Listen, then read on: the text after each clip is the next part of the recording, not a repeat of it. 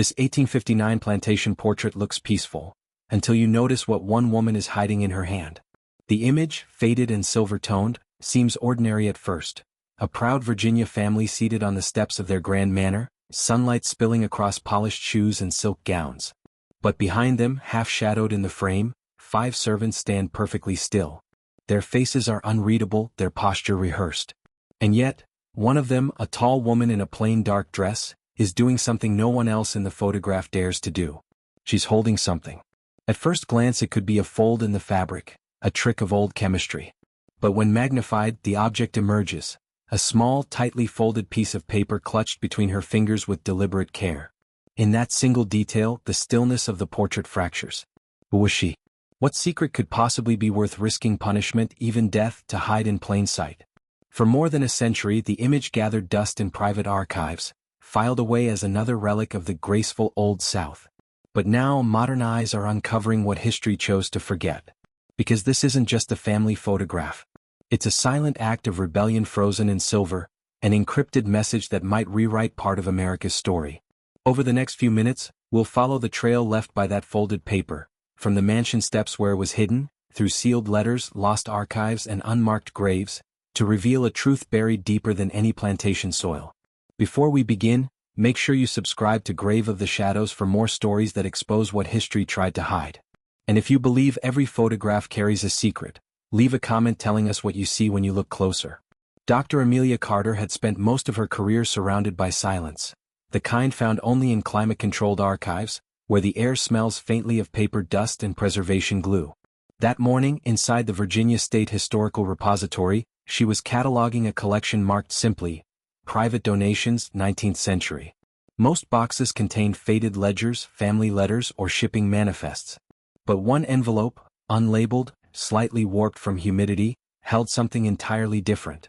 Inside was a small leather case lined with blue velvet. Amelia lifted its clasp and the breath caught in her throat. A daguerreotype, intact, its silver plate miraculously preserved. The image shimmered under the sterile light. The Langford family posed with the precision of wealth. Edward Langford sat rigid at the center, his wife Margaret and their 3 children arranged like porcelain miniatures. Behind them stood the household servants, 5 figures relegated to the background, their features blurred by distance and the long exposure.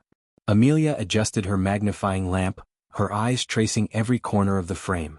The composition was perfect, yet one detail refused to blend in. The woman standing furthest to the right, the tallest among them, held her right hand oddly close to her body. Her fingers were curled around something small, pale, and angular. Amelia leaned closer until her reflection ghosted across the glass. It wasn't a fold of cloth. It was deliberate. The light struck the metal plate at a sharp angle, revealing a sliver of texture, a folded piece of paper, creased at the edges, gripped tightly enough to show strain in the knuckles. The woman's gaze met the camera's, calm but unflinching. Amelia straightened slowly. In thousands of plantation portraits, servants were never allowed to hold anything. Every gesture was choreographed to reinforce control. But this woman, this unnamed presence, had broken that rule. And whatever she held, Amelia realized, wasn't meant to be seen.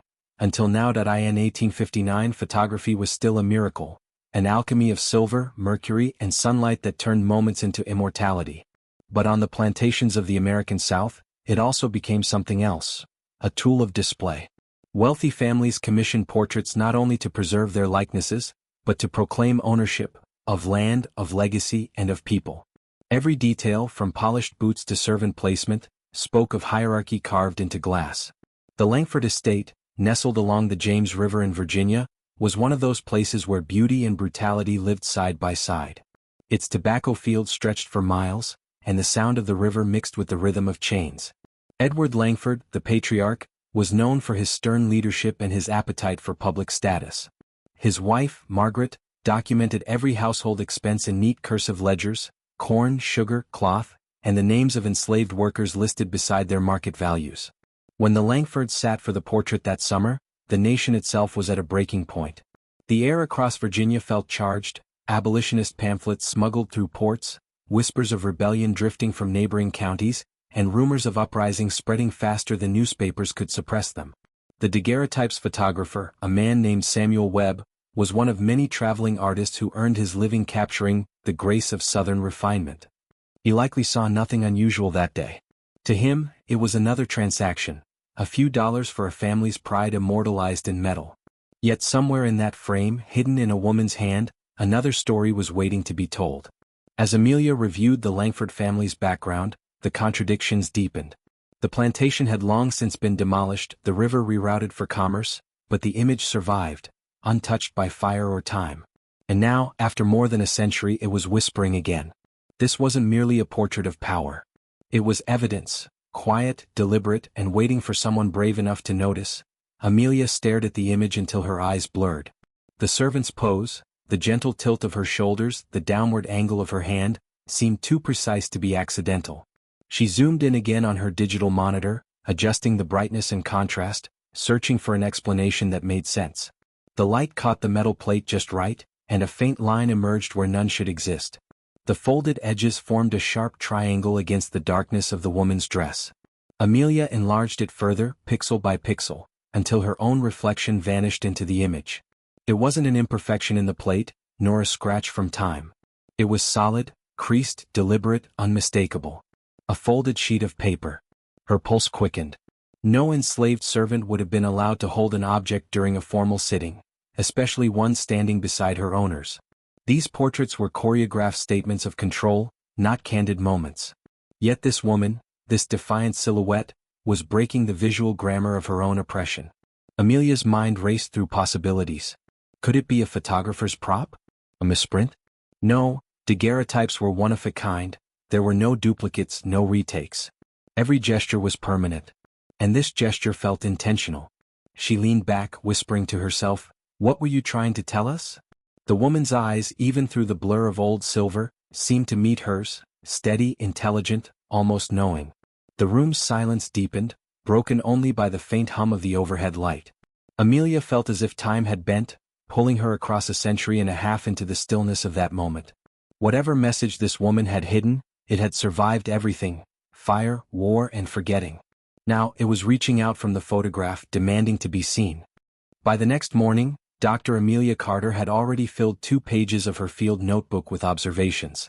She had cross-checked daguerreotype archives, read exhibition notes, and confirmed that not a single plantation portrait from the 1850s showed a servant holding anything at all. The anomaly demanded a second mind, someone who could see beyond art and into the social codes beneath it. That's when she called Dr. Malcolm Pierce, a historian known for his research on enslaved resistance networks. He arrived at the repository before noon, his weathered satchel and sharp curiosity trailing behind him. Amelia guided him through the sterile corridors until they reached the magnified image projected on the wall. Pierce leaned closer, pushing his glasses up his nose. "That's deliberate," he murmured almost instantly. "She's not concealing it, she's displaying it. At just the right angle for the camera to see." Amelia nodded. But why risk it?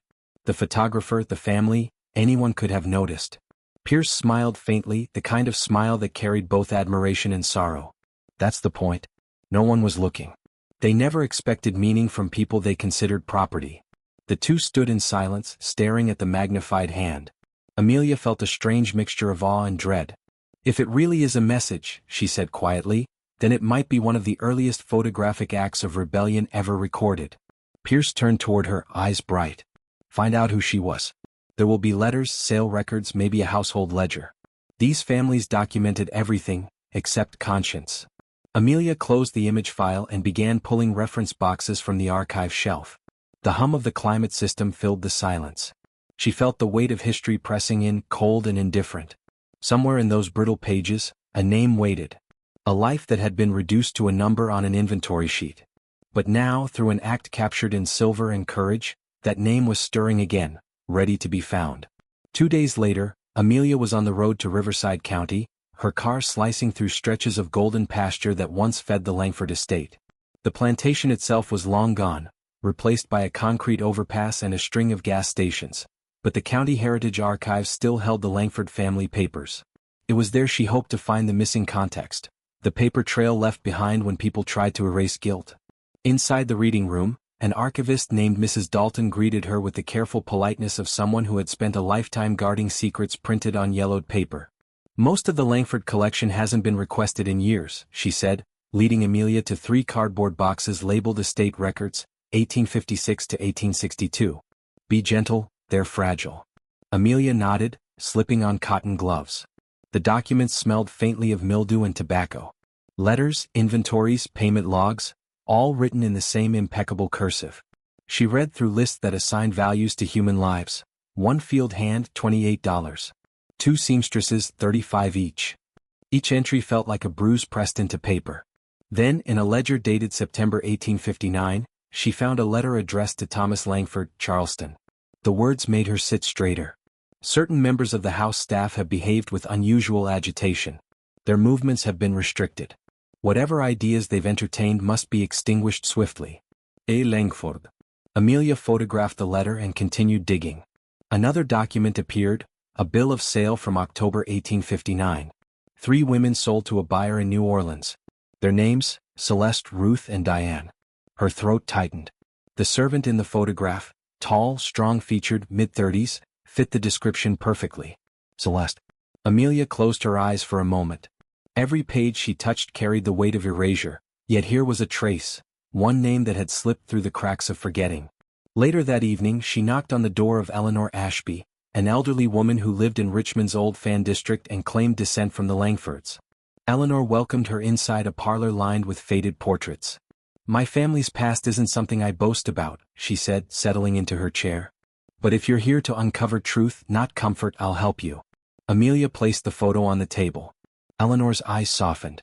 "I've never seen this image," she whispered. "But I've heard the story." Eleanor Ashby's voice trembled, not from age but from memory carried too long. "My grandmother told me there was once a servant named Celeste, bright, composed, and dangerous only because she could read."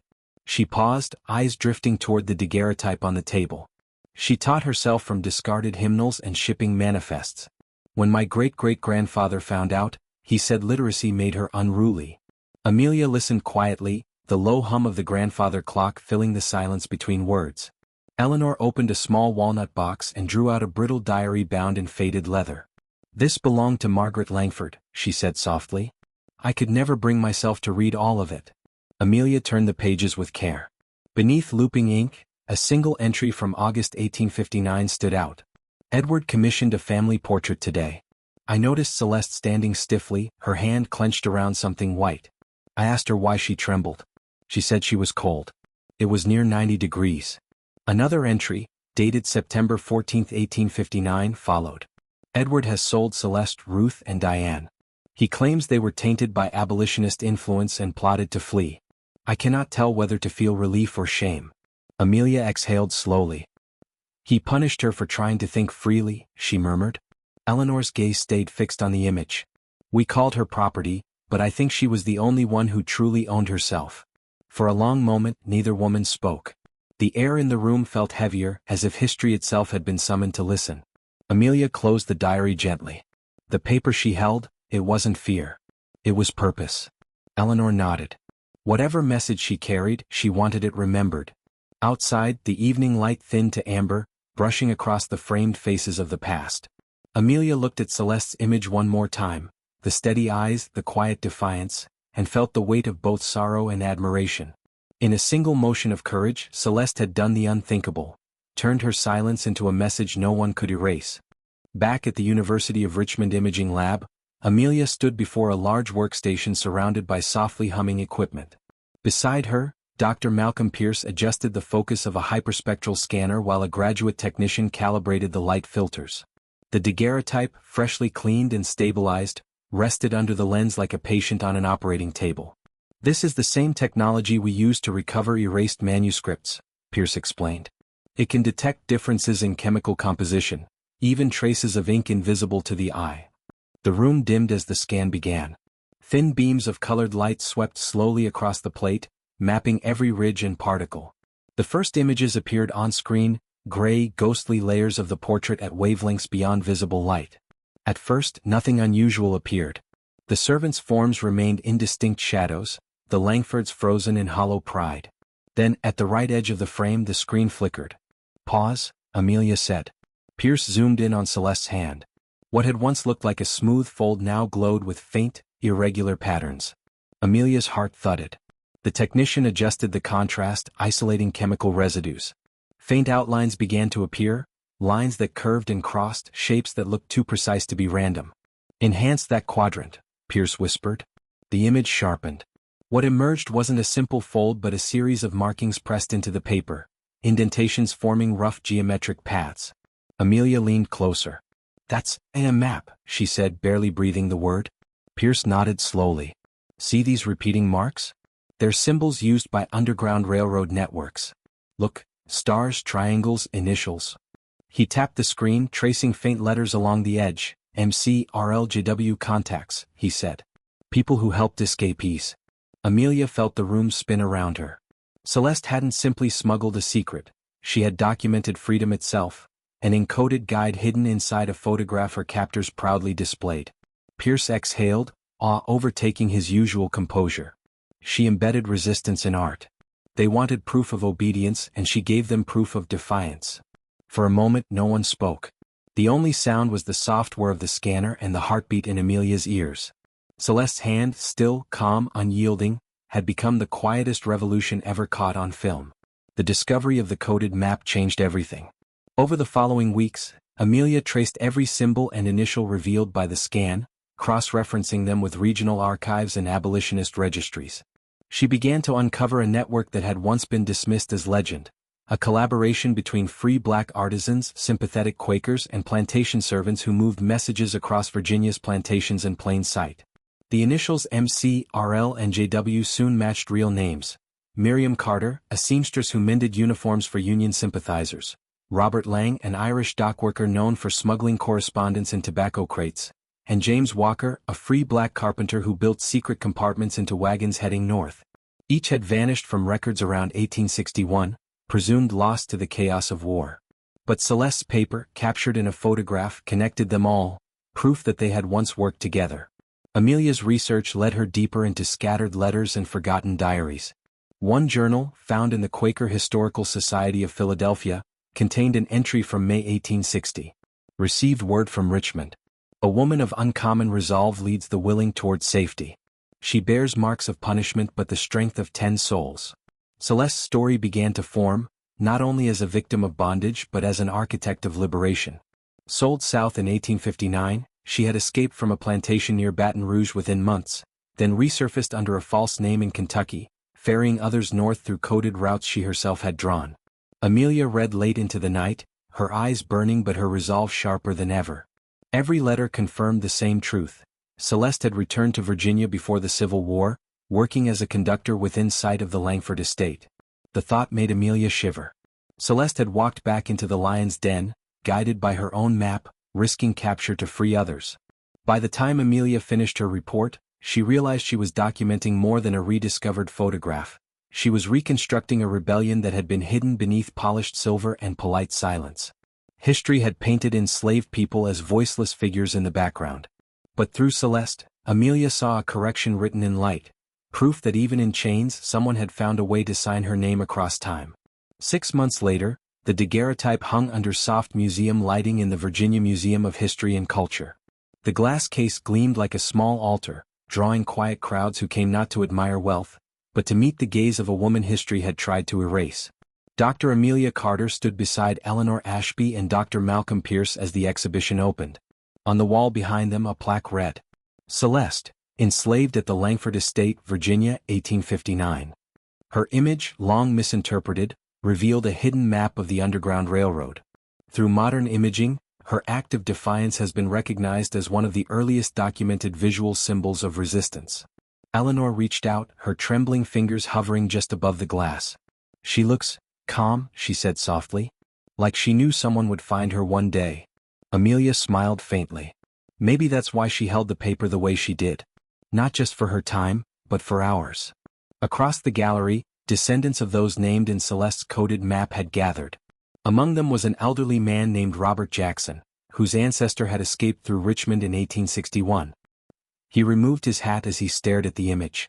"My great-grandmother told us she owed her life to a woman with a map," he whispered. "Now I know her name." The crowd stood in reverent silence.